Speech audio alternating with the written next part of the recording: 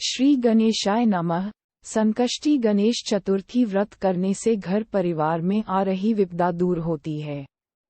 कई दिनों से रुके मांगलिक कार्य संपन्न होते हैं तथा भगवान श्री गणेश असीम सुखों की प्राप्ति कराते हैं।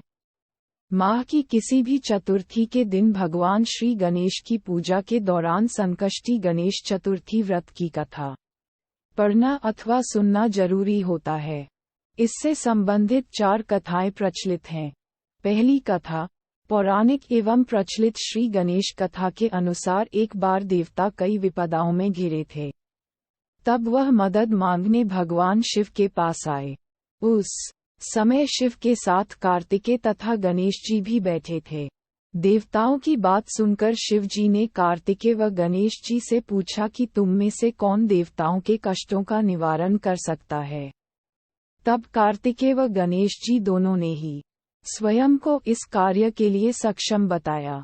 इस पर भगवान शिव ने दोनों की परीक्षा लेते हुए कहा कि तुम दोनों में से जो सबसे पहले पृथ्वी की परिक्रमा करके आएगा वही देवताओं की मदद करने जाएगा।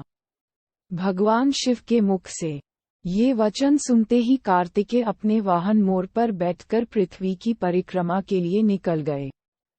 परंतु गणेश जी सोच में पड़ गए कि वह चूहे के ऊपर चढ़कर सारी पृथ्वी की परिक्रमा करेंगे तो इस कार्य में उन्हें बहुत समय लग जाएगा। तभी उन्हें एक उपाय सूझा। गणेश अपने स्थान से उठे और अपने माता पिता की 7 बार परिक्रमा करके वापस बैठ गए। परिक्रमा करके लौटने पर कार्तिकेय स्वयं को विजेता बताने लगे। तब शिवजी ने श्री गणेश से पृथ्वी की परिक्रमा न करने का कारण पूछा।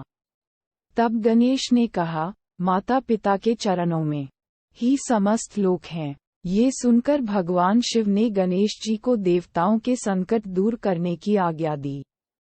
इस प्रकार भगवान शिव ने गणेश जी को आशीर्वाद दिया कि चतुर्थी के दिन जो तुम्हारा पूजन करेगा और रात्रि में चंद्रमा को अर्घ्य देगा उसके तीनों ताप यानी दैहिक ताप, दैविक ताप तथा भौतिक ताप दूर होंगे।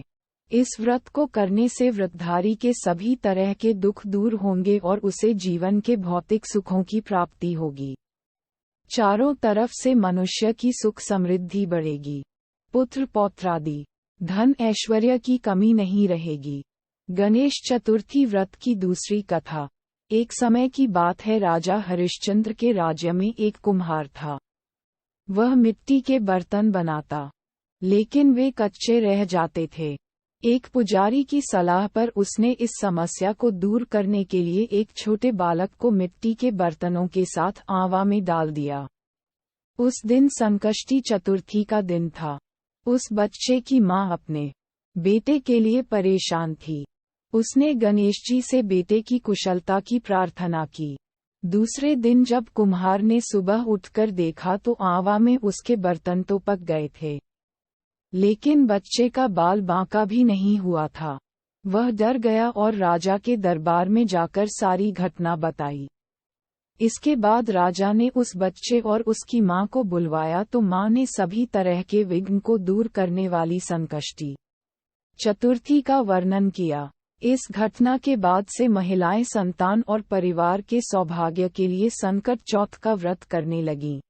तीसरी कथा। एक समय की बात है कि विष्णु भगवान का विवाह लक्ष्मी जी के साथ निश्चित हो गया।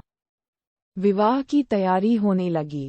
सभी देवताओं को निमंत्रण भेजे गए, परंतु गणेश जी को निमंत्रण नहीं दिया।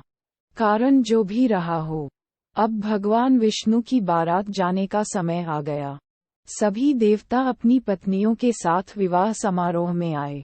उन सब ने देखा कि गणेश जी कहीं दिखाई नहीं दे रहे हैं। तब वे आपस में चर्चा करने लगे कि क्या गणेश जी को नहीं न्योता है, या स्वयं गणेश जी ही नहीं आए हैं। सभी को इस बात पर आश्चर्य होने लगा। तभी सबने विचार किया कि विष्णु भगवान से ही इसका कारण पूछा जाए। विष्णु भगवान से पूछने पर उन्होंने कहा कि हमने गणेश जी के पिता भोलेनाथ महादेव को न्योता भेजा है। यदि गणेश जी अपने पिता के साथ आना चाहते तो आ जाते। अलग से न्योता देने की कोई आवश्यकता भी नहीं थी। दूसरी बात यह है कि उनको 1.25 मन मूंग, सवा मन चावल, सवा मन घी और सवा मन लड्डू का भोजन दिन भर में चाहिए। यदि गणेश जी नहीं आएंगे तो कोई बात नहीं, दूसरे के घर जाकर इतना सारा खाना पीना अच्छा भी नहीं लगता। इतनी वार्ता कर ही रहे थे कि किसी एक ने सुझाव दिया, यदि गणेश जी आ भी जाएं तो उनको द्वारपाल बनाकर बैठा देंगे कि आप घर की याद रखना। आप तो चूहे पर बैठकर धीरे धीरे चलोगे तो बारात से बहुत पीछे रह जाओगे। ये सुझाव भी सबको पसंद आ गया, तो विष्णु भगवान ने भी अपनी सहमति दे दी। होना क्या था कि इतने में गणेश जी वहां आ पहुंचे और उन्हें समझा बुझाकर घर की रखवाली करने बैठा दिया। बारात चल दी। तब नारद जी ने देखा कि गणेश जी तो दरवाजे पर ही बैठे हुए हैं, तो वे गणेश जी के पास गए और रुकने का कारण पूछा। गणेश जी कहने लगे कि विष्णु भगवान ने मेरा बहुत अपमान किया है। नारद जी ने कहा कि आप अपनी मूषक सेना को आगे भेज दें, तो वह रास्ता खोद देगी जिससे उनके वाहन धरती में धंस जाएंगे। तब आपको सम्मानपूर्वक बुलाना पड़ेगा।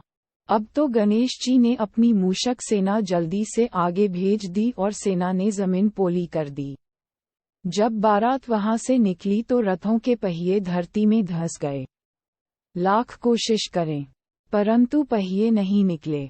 सभी ने अपने अपने उपाय किए, परंतु पहिए तो नहीं निकले, बल्कि जगह जगह से टूट गए। किसी की समझ में नहीं आ रहा था कि अब क्या किया जाए। तब तो नारद जी ने कहा, आप लोगों ने गणेश जी का